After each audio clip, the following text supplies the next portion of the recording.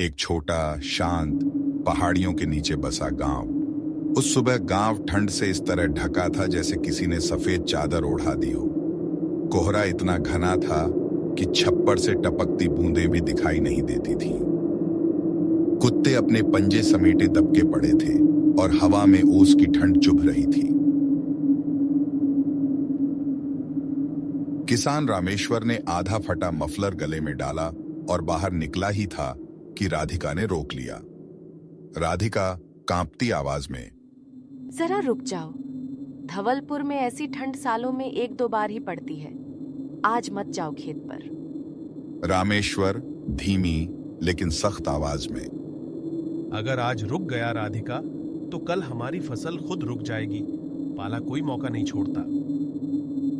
तभी उनका बेटा अनुज कंबल लपेटे बैठा था। वह बोला, बाबा, इतनी ठंड में मत जाओ ना। मेरी आंखें जल रही हैं ठंड से। और आप कैसे काम करोगे? मैं जल्दी लौट आऊंगा बेटा। मुझे खेत भी तुम जैसे बच्चों की तरह ही प्यारा है।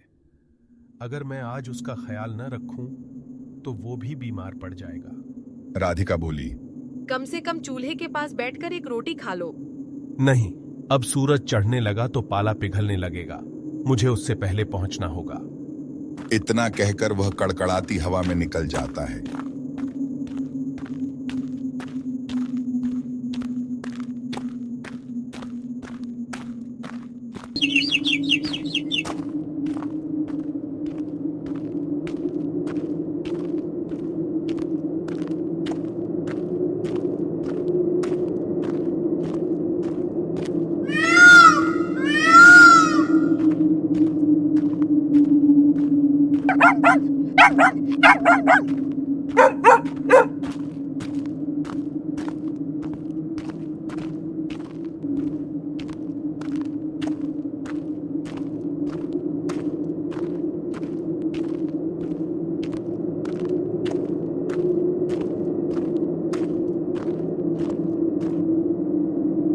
खेत में ठंड की पहली मार खेत पर पहुंचते ही उसके पैरों के नीचे बर्फ की कड़क आवाज आती है।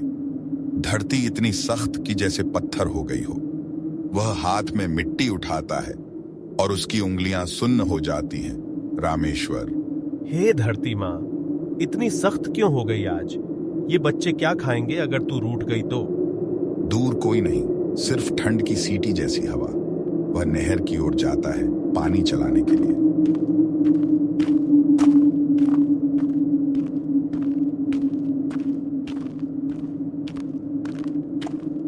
पर आधी नहर जमी होती है। रामेश्वर गिरती उम्मीद के साथ, अरे बाप रे बाप, ये पानी भी जैसे मेरी किस्मत की तरह आधा जम गया है। वह मेड़ पर बैठकर आकाश को देखता है। रामेश्वर, क्या तू सुन रहा है भगवान, या ठंड ने तेरे कान भी बंद कर दिए? उसकी आंखों में पानी आने लगता है, पर वह ठंड में तुरंत जम सा जाता है। फिर वह उठकर अपने घर की तरफ लौट जाता है। अगली सुबह धवलपुर में जमाने वाली ठंड थी।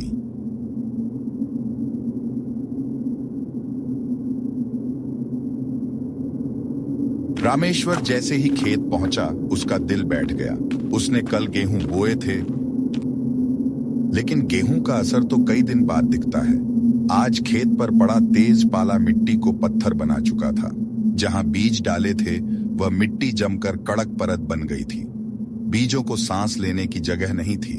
अगर यह पाला 2-3 दिन और रहा तो बीज सड़ सकते थे और पूरी फसल खराब हो जाती। रामेश्वर धीरे से, हे भगवान, अभी तो बोया था, अभी मुश्किल शुरू।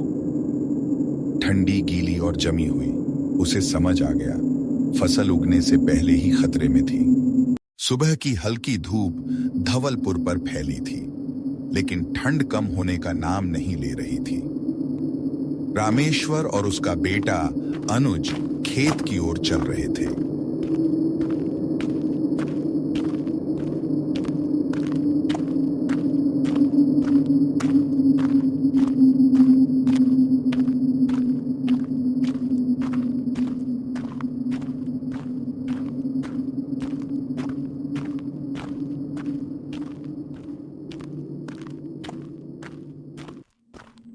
जैसे ही दोनों खेत तक पहुंचते हैं, रामेश्वर रुक जाता है।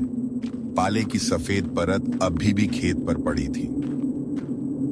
मिट्टी ऊपर से नरम लग रही थी, पर हाथ डालते ही अंदर बर्फ जैसी ठंडी।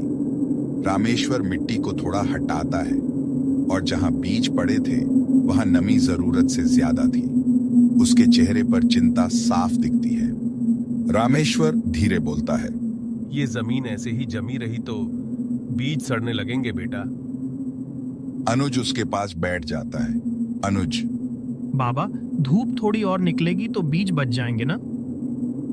रामेश्वर लंबी सांस लेता है। उम्मीद तो रखनी पड़ेगी, वरना किसान कैसे जिएंगे बेटा। दोनों थोड़ी देर खेत को देखते रहते हैं। पाले की परत और जमीन की ठंड दिन की शुरुआत ही डर से कर रही थी।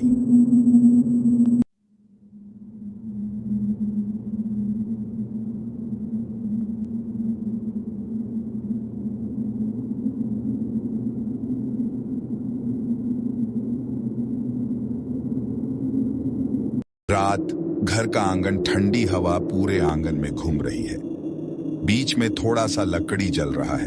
लकड़ी छटकने की हल्की आवाज आ रही है। रामेश्वर और उसका बेटा अर्जुन आग के सामने बैठे हाथ सेक रहे हैं। उसी समय राधिका रसोई से 3 कप गरम चाय लेकर बाहर आती है। राधिका, लो, चाय पी लो, ठंड बहुत बढ़ रही है। वह कप रामेश्वर और अर्जुन को देती है। दोनों चाय पकड़कर आग की तरफ देखते रहते हैं। अर्जुन, बाबा, आज हवा ज्यादा ठंडी है, लगता है रात ठीक नहीं जाने वाली। रामेश्वर धीरे से चाय की घूंट लेते हुए बोलता है, हाँ, मौसम बिल्कुल सही नहीं लग रहा। खेत की मिट्टी भी ठंडी पड़ी है। अगर आज फिर पाला गिर गया ना तो बीज का बड़ा नुकसान हो जाएगा। राधिका पास बैठकर चिंतित होकर पूछती है, कुछ उम्मीद है या फिर कल फिर से वही चिंता? रामेश्वर आग को देखते हुए हल्के स्वर में कहता है, उम्मीद तो हर रात होती है, लेकिन सच तो यह है कि सब आसमान के भरोसे है। हवा पलट गई तो फसल बच जाएगी, नहीं तो और मुश्किल बढ़ जाएगी। अर्जुन आग को देखते हुए धीरे से बोलता है, अर्जुन, कल खेत चलेंगे ना बाबा, देखेंगे कितनी नमी रह गई है। रामेश्वर सिर हिलाता है। सुबह जल्दी निकलेंगे। आज की रात कैसे गुजरेगी वही तय करेगी कि कल क्या हाल होगा। तीनों आग के पास बैठे चाय पीते रहते हैं। लकड़ियां जलती हैं। चूल्हे की गर्मी थोड़ी राहत देती है। सुबह की ठंडी हवा के बीच रामेश्वर और अर्जुन खेत देखने निकलते हैं। राधिका दरवाजे पर खड़ी चिंता से कहती है, राधिका, भगवान करे सब ठीक मिले।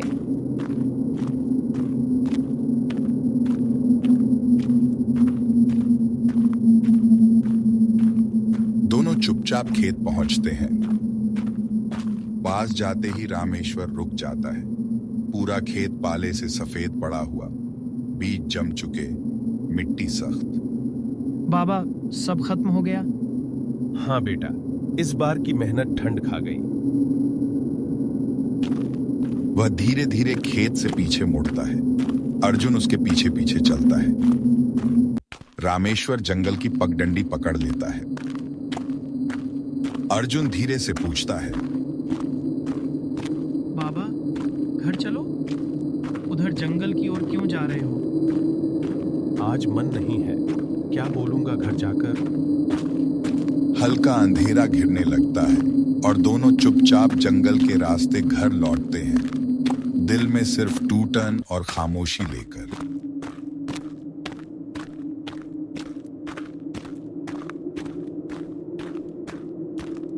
रामेश्वर और उसका बेटा अर्जुन जंगल वाले रास्ते से घर लौट रहे थे। चलते चलते अचानक उन्होंने देखा, एक औरत जमीन पर गिरी हुई थी और उसके ठीक सामने एक शेर खड़ा गरज रहा था। अर्जुन और रामेश्वर एक पल के लिए घबरा गए। रामेश्वर ने जल्दी जल्दी इधर उधर देखा तो उसे पास में पड़ा एक डंडा मिल गया। वह डंडा उठाते ही चिल्लाया, अर्जुन, उस औरत को अपने पास ले जा। अर्जुन भागकर उस औरत को पकड़कर पीछे ले आया।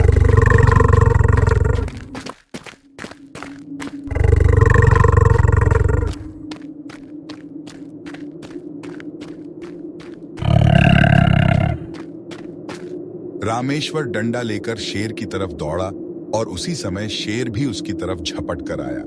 रामेश्वर ने पूरी ताकत से पहला वार शेर के सिर पर किया। शेर दूर जाकर गिरा, लेकिन शेर फिर उठकर दोबारा हमला करने दौड़ा।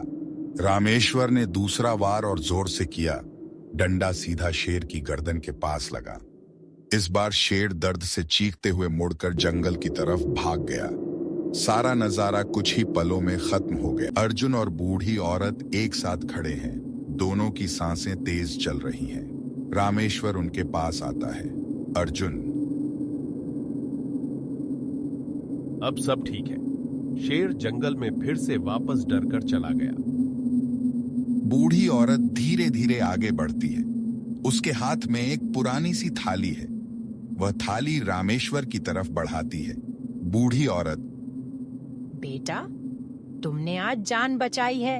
ये कोई साधारण थाली नहीं है। फिर ये कैसी थाली है माँ?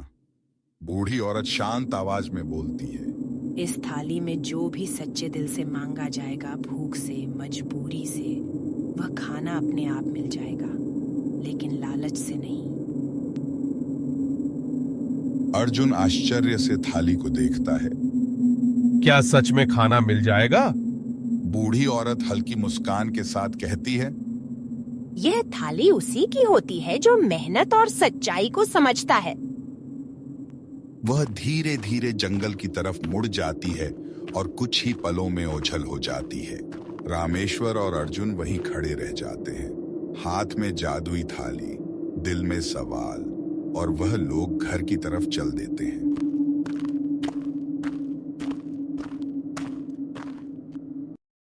रामेश्वर और अर्जुन घर लौट आते हैं।